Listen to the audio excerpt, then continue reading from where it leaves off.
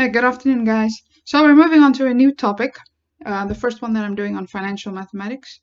Before I go on, I would like to introduce you to a site that I discovered whilst surfing the net. So this guy also explains math, so kind of have to find someone that explains it the way you like it and the way you understand it best. I think that's the best strategy. So check him out. Just a recap of all the topics that you're going to be covering during your studies and the questions you might, or the topics of questions you might encounter in the exam. And as you can see, I'm only at topic number 3, so there's a lot to do still. But the good news is that as we looked in the past, I took one sample of this 2017 paper, and you can see that financial math makes up 10% of the paper. So if you can blast this question, that's already 10%. Okay, so we're going to look at this example step by step. This is question number 7 from the 2018 paper. But before I turn to the question, I want to just turn your attention to the information sheet. So this is the information sheet you'll get with the paper. First point of order. Cool that you don't have to remember the ABC formula. They're giving that. So that's to compute the roots of a function. Next, there are some equations on series and sequences. Then there's an equation that covers the work we just did on functions, in which you can approximate the first derivative of a function on first principles. And then the section that's important to us for today, for financial math, is these equations here. And if we zoom in on them a bit, I took the time to quickly summarize a little bit of it. So the first example of the first equation you'll see over here is the future value of money for a non-compounded interest. Second, future value of money for compounded interest. And then the equation that you will use here in this example, this question 7 of the exam, is the future value of an investment with compounded interest. And we'll also use this equation. So the future value of a payment on a loan. So these two, this is just a quick summary of the equations of the formula sheet. Okay, so turning our attention then to question 7.1. This kid Selby, he wants to save 15,000 bucks. Wants to do this per quarter over 4 years. Okay. And then it says, well, he's going to make the first deposit into a savings account 3 months from now, and then the last one will be 4 months from now, 4 years from now. Cool. So the first question is, well, how much, and this is easy, okay, because you're just going to implement this formula here as is. How much will he save or have at the end of the 4-year period? Now, they give us some information about the interest rate, right? So he earns 8.8% per annum, but it's compounded quarterly. Okay, so step 1 is to know which formula to use, and I said, well, we're doing investment. The future value of that investment is this equation here that we're going to use. Okay. So we want to calculate that F. We're given all the information. So he's going to pay 15,000 bucks per quarter. Okay, so that's the amount X. Then the formula goes like this. This I is the interest rate. Okay, but it's the interest rate compounded quarterly, so we have to take account for the fact that it's compounded quarterly. So it's 8% divided by 4. Okay. And this N n here in the equation, that's tiny little n, well, that's the amount of payments, right? So he's going to pay 4 times per year, and he's going to save for 4 years, so that's 4 years. So that's the equation, and then minus 1 divided again by this interest rate I, and again this is 8.8%, and it's compounded quarterly. Fine, that's the equation. Plug it into your calculator, and I'm going to just do a little bit of extra writing here so that this becomes clearer, just for completion's sake. Okay, so that 8.8%, 0.088 divided by 4, okay, and that's to the power of 16 minus 1, and that again is 0.088 divided by 4. Cool. Now, at the end of these 4 years, if he saves diligently, he would have saved, I think, 200,000 bucks, roughly. Oh no, almost 300,000. So 283,972.28 cents. Okay. Okay, so this next example is what I would regard as the most difficult of question number 7. It says that, well, he's saving, as per usual, 15,000 bucks per quarter, but he decides to withdraw 100,000 bucks from the account at the end of 3 years. And well, how much money will he have in the account at the end of 4 years? So again, the assumption is that he started at time 0 with an account with 0 money in it. At the end, and so this question is best to tackle in 3 parts, okay? The first part we'll do, as we did in question 7.1.1. He's saving 15,000 bucks per quarter, now for a total of 3 years.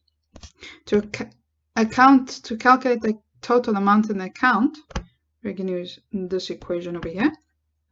Then he's going to subtract after 3 years 100,000 bucks. Okay, there we have that. From there.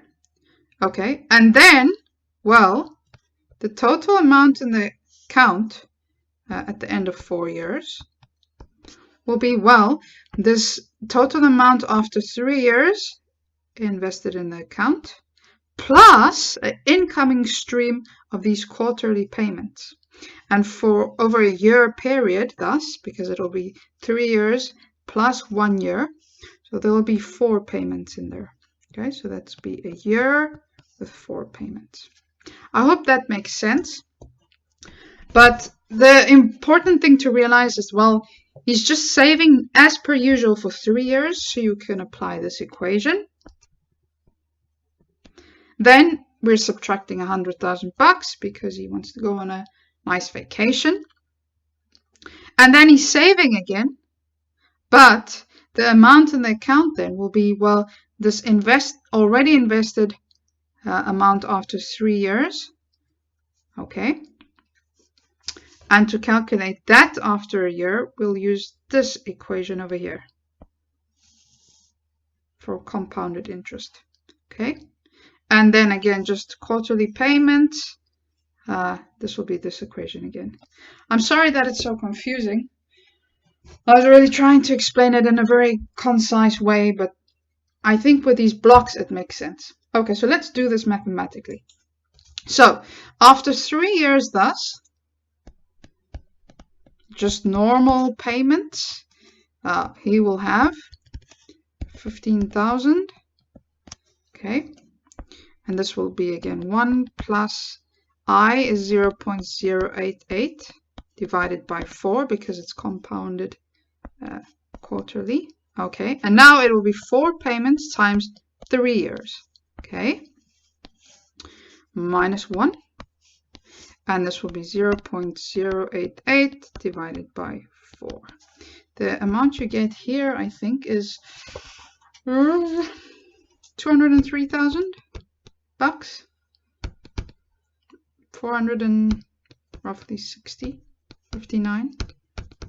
Okay, brand that. That's step 1. Okay.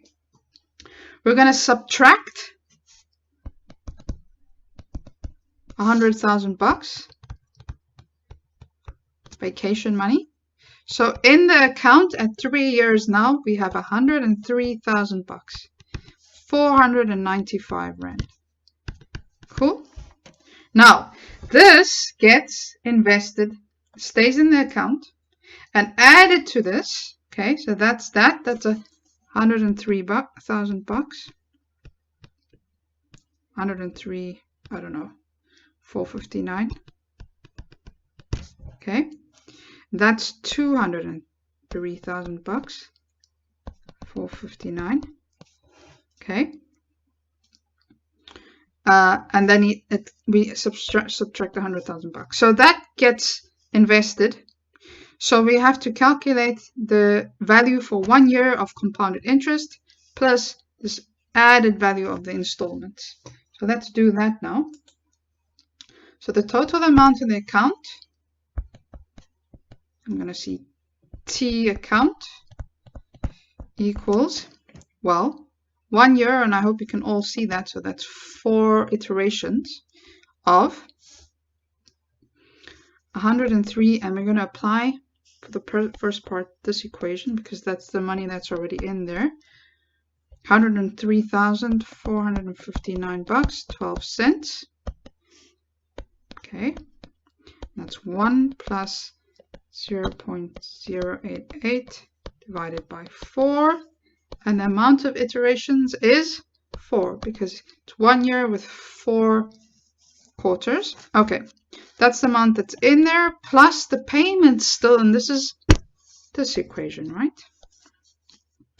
15,000 bucks. 1 plus 0.088 divided by 4 to the power of 4 minus 1.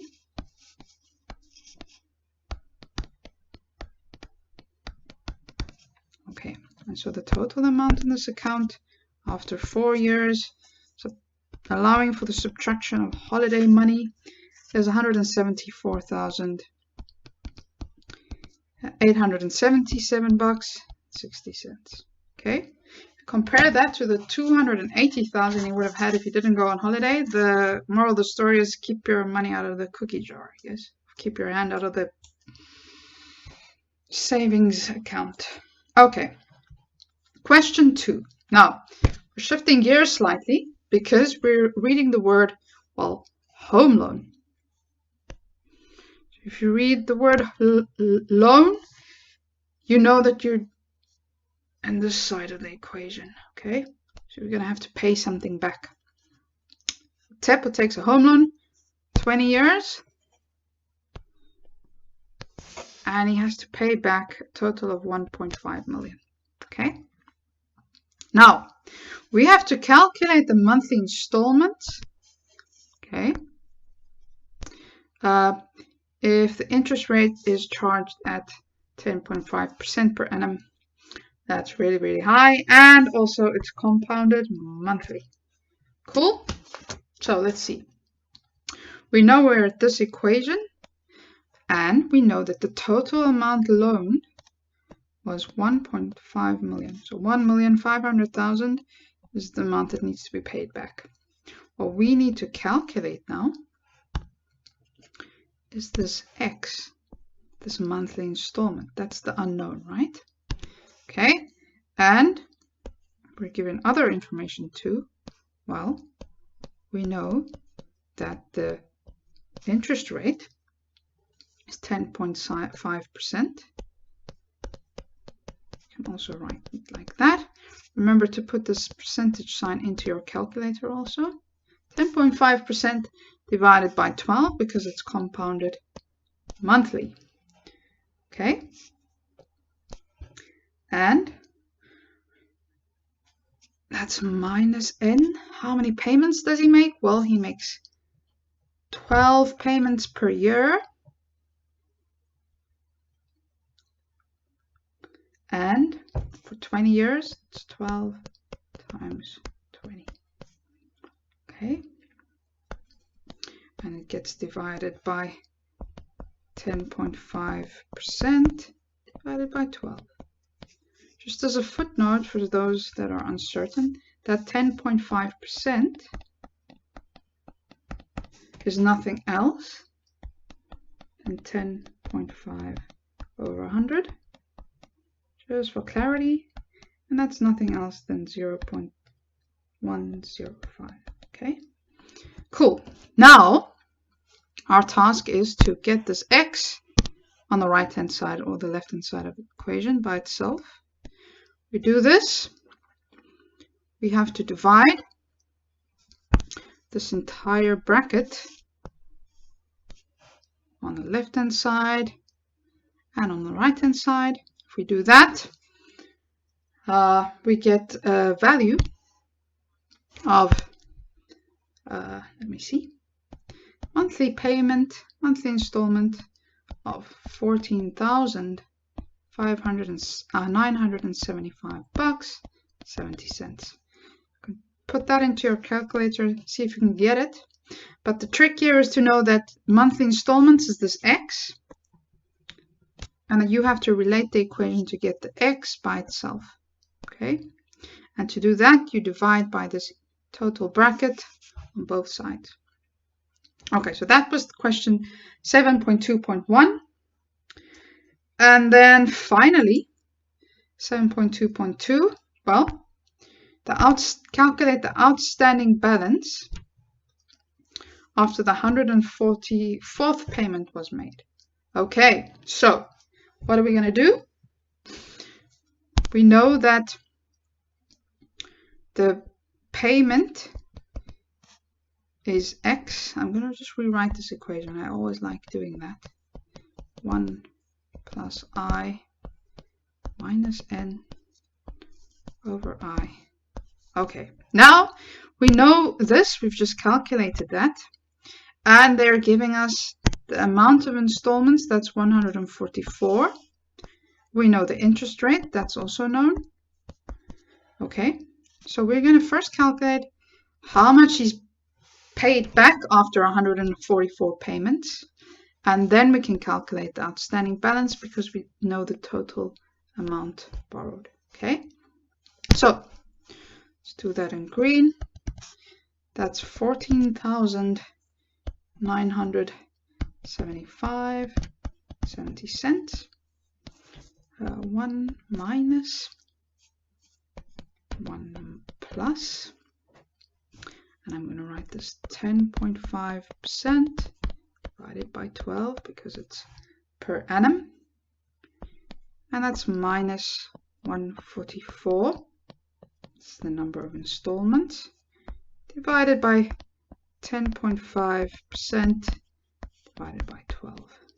Okay, so after 144 payments, the amount that he's paid back is 966,927. Okay, and so the outstanding balance is nothing else than this 1.5 million minus that. You can go and calculate that. I don't have that number. I don't have a calculator either, so that's the outstanding balance. And that's the entire question number 7 of 2018.